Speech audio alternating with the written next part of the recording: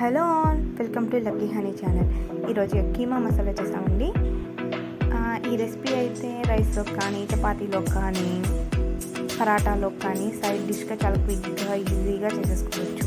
దీనికోసం ఒక 3 ఎగ్స్ని బాయిల్ చేసుకుని గ్రేటర్తో ఎగ్స్ని గ్రేట్ చేసుకుని పక్కన పెట్టుకున్నాం. ఇప్పుడు ఒక ప్యాన్ పెట్టేసుకుని ప్యాన్లో 2 టేబుల్ స్పూన్ ఆయిల్ వేసుకుని ఆయిల్ హీట్ అయ్యాక 1/2 టీ స్పూన్ జీలకర్ర, ఒక పెద్ద సైజు ఆనియన్ని ఫ్రై చేసుకోవాలి. ఆనియన్ ట్రాన్స్పరెంట్ అయ్యే వరకు ఫ్రై చేసుకుని కరివేపాకు కొంచెం 2 పచ్చిమిర్చి చిన్నగా కట్ చేసుకుని ఒక 2 మినిట్స్ ఫ్రై చేసుకోవాలి.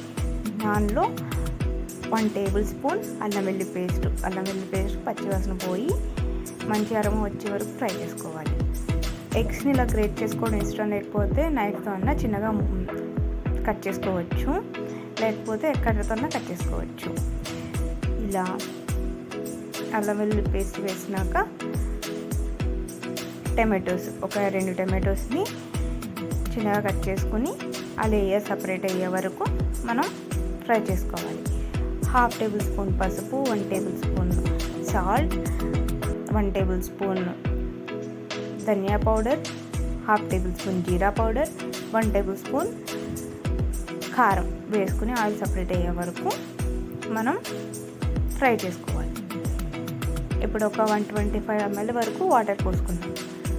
వాటర్ బాయిల్ అయ్యాక ఆయిల్ సపరేట్ అయ్యాక దానిలో మనం గ్రేట్ చేసి పెట్టుకున్నాం కదా, ఆ ఎగ్స్ వేసే ముందు కొంచెం కసూరి మెతి వేసుకున్నాం అనమాట. ఇలా రబ్ చేసుకుని కసూరి మెతి వేసుకుని 2 minutes ఫ్రై చేసుకున్నాక నెక్స్ట్ మనం గ్రేట్ చేసి పెట్టుకున్నాం కదా ఆ ఎగ్స్ని వేసి ఒక 4 to 5 minutes వరకు ఫ్రై చేసుకోవాలి.